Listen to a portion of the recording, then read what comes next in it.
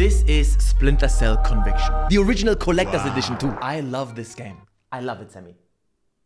16-year-old me was addicted to this, and the Cope mode. that was my life, ya Salame. But also, as I realized today, it was the beginning of the end. Splinter Cell Conviction killed Ubisoft, and it killed an entire genre. This is my master's thesis. I've done the research, and I'm ready to present my findings. Take a look at the following gameplay. Watch carefully.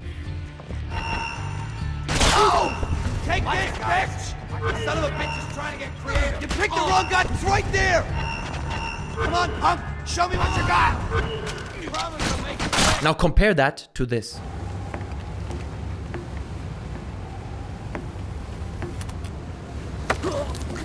Did you notice something? Was I being stealthy? Stealth means remaining undetected. The two big elements, noise and shadows. You don't want to be heard and you don't want to be seen. Therefore, stealth is always slow. It has to be. And slow is boring. And boring breaks flow. And breaking flow kills games. Stealth only works if it's either the only option, uniquely rewarding, or the alternatives are insanely punishing. And game design nowadays is all about giving players options. Play how you want. You don't like stealth? No problem. Take the action route. Got detected while clearing an outpost? A game over screen is very frustrating, and if it leads to the players putting the controller down, your game is dead. So we allow you to fight. The flow has been saved. I even like that approach somewhat. I like freedom. And later in this video, I will show you two games that masterfully mixed action with stealth like no other. But that requires specific game design choices. So back to the gameplay. What was the difference between those two? Sure, one game looks better, but what else? Obviously, Conviction is much faster, and I could have played it much slower, but why didn't I? Could I play Chaos Theory like that? Let's try. Bishop, launch the alarm. Bank robbery after all.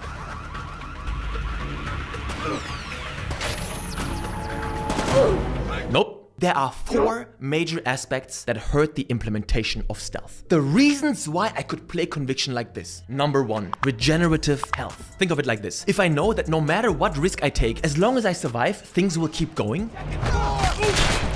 I just have to kill everyone or run past them. Getting shot doesn't really matter. Getting detected doesn't matter. Just survive. It kills the idea of the carefully planned approach. In Chaos Theory, you can take a risk once. If that means you're close to death, your health remains there until you find a first aid kit. Your health bar is your emergency fail-safe. It allows for margin of error. You can take one bullet, maybe two, that's it. But if you can essentially take an endless amount, why be careful? Number two, seeing through walls and marking enemies. Oh my god, a massive pet peeve of mine that's become a staple in almost all stealth games nowadays. Do I even have to explain why this kills the idea of stealth? Why do I have to walk down this hallway carefully? I don't know what's behind that door. If I can do this, what's the point? You do realize that if you know where all enemies are located, then all you're doing is avoiding certain spots. But there's no more mystery of not knowing what's behind the next corner. That potential danger forces you to act carefully. It's gone. Number three, slow enemy detection / reaction time. This is self-evident and it's absolutely huge. Compare these two.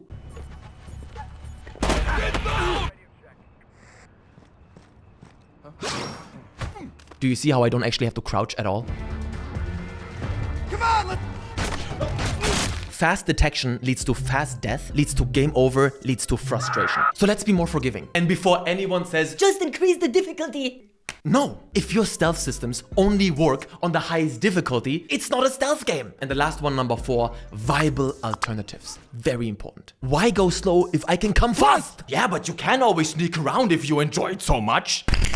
By that logic, GTA is a stealth game. What matters is what behavior does the game punish or incentivize. And if the stealthy option slows a game's speed and progression to a crawl without huge rewards, the punishment is the player's time. So just cause stealth is an option doesn't mean it's viable. Why move through a game at a snail's pace if I can fight my way through it and that way actually also have a much more engaging and intense experience? In Chaos Theory, you need to first equip your firearm. You move very slowly with it, and if you shoot more than twice in a row, your aim becomes completely erratic. On top of that, and yes, this isn't the most slick or innovative feature, some missions have a game over screen should you trigger the alarm too many times. Serious, Sam. Too many alarms and you'll have the whole Panamanian army after you. That's basically a hard stop to any sort of action approach. Alright, now we have our ingredients, let's add them together. I know where all the enemies are, they take too long to see me, and even if they do, I can still instantly take them out by pressing a button. No need to act slowly or carefully. And if a risk I take goes wrong, just hide and regenerate your health. Plus, I got tons of gadgets and guns to help me out. This formula has been the backbone of Ubisoft stealth games ever since Splinter Cell Conviction, and it has spread like a plague to all their other franchises. Ever wondered why Ubisoft games all play the same way? This is part of that. Far Cry 3. I love that game. I know many of you do too. This isn't about whether or not it's fun, okay? Please. But look at the stealth gameplay. I mark my enemies, and I bet you know that 99% of the time you fail to clear an outpost is because you got spotted by the one enemy you forgot to mark. Why? Because you're not actually being stealthy. You're running around, just avoiding the ones you have marked. Look at the enemy detection. Laughable. Crouching is pointless. Shit! This has been the approach for all Far Cry games ever since. Assassin's Creed, arguably Ubisoft's most important and biggest franchise. I know it's commonly seen as a stealth game, but the first Assassin's Creed to even get a crouch button was Unity. Before then, it was all hiding in bushes or in crowds. But let's move a bit closer to our times. In 2017, Assassin's Creed got rebooted. I loved Origins. The issues remain exactly the same. It even groups enemies together, basically telling you what it wants. Just fight. Don't bother with the stealth. Assassin's Creed Mirage. It's being hailed as some great return to the stealth roots. Explain this then. Off my toes. Set my boot up. Skin us. Hey!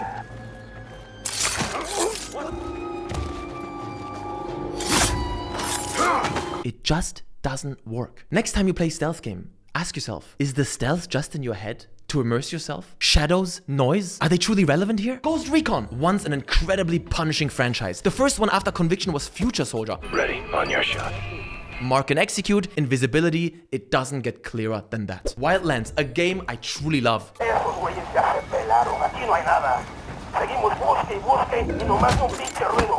The exact same problem. I haven't played Star Wars Outlaws, but from everything I've seen, it follows the same formula. Of course it does. So, stealth is dead, and Splinter Cell Conviction killed it. And the saddest thing is that this goes far beyond just Ubisoft games. Please don't get triggered. This isn't about whether or not these are good games or not. Again, I love Conviction, but Ghost of Tsushima?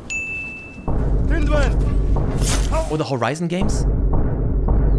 They are following the path that Ubisoft pioneered. And I say pioneered for a reason. The industry didn't randomly move in a direction that all players hated. We welcomed this with open arms. This is what worked. This is what sold. Stealth is dead because players don't want it anymore. It kills me, but it's true. One of the most disgusting examples, oh God, is Spider-Man. No hate. It even tells you if your stealth kill would be seen by an enemy or not.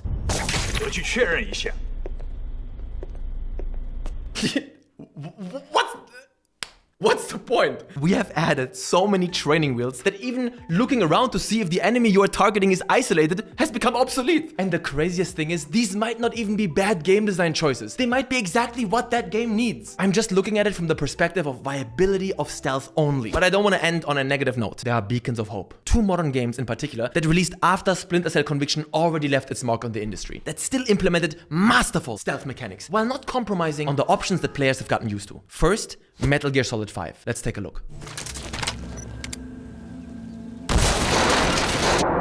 Regenerative health? Check. Marking enemies? Check. Huge arsenal of guns and gadgets? Check. It's somewhat balanced out by making enemy detection very quick and very strong. But that alone wouldn't have saved it. The reason why stealth in MGS5 remains absolutely viable and a necessity is a stroke of genius that is as simple as it is effective. The removal of manual saves and a checkpoint system that forces you to redo everything when you die. Amazing! Metal Gear Solid 5 forces you to live with the consequences of your actions. If you do get detected, fine. We don't want to break your flow, but we'll also be throwing everything at you. And if you die, you do it all again.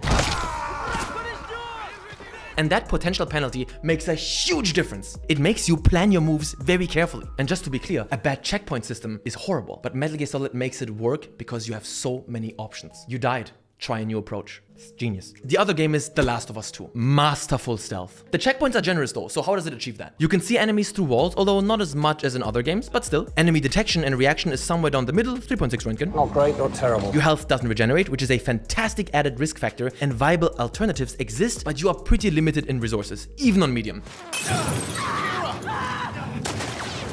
The magic ingredient here is AI. No other game I've ever played has implemented relocating as well as The Last of Us 2. Enemies have a realistic understanding of where they think you are. It's so smooth that it blurs the line between genres. One moment you're fighting, the next moment you're hiding. You go back and forth all the time. It punishes failure, but it allows the player to basically reload without a loading screen, therefore not breaking flow. I know both of these games aren't pure stealth games, it's action stealth combined, and I doubt that we'll be getting a AAA pure stealth game anytime soon. I think it's over. So that, ladies and gentlemen, concludes my TED Talk. Thank you very much. Now please head to the comments and poke holes in my thesis. I hope you enjoyed. Liking, sharing, commenting, it helps. Special shout out to all the members. Truly appreciate you guys. See you tomorrow. Did you enjoy this deep dive? If you did, check out my top 10 favorite games of all time list. Favorite games of all times. Of all time. Fucking English.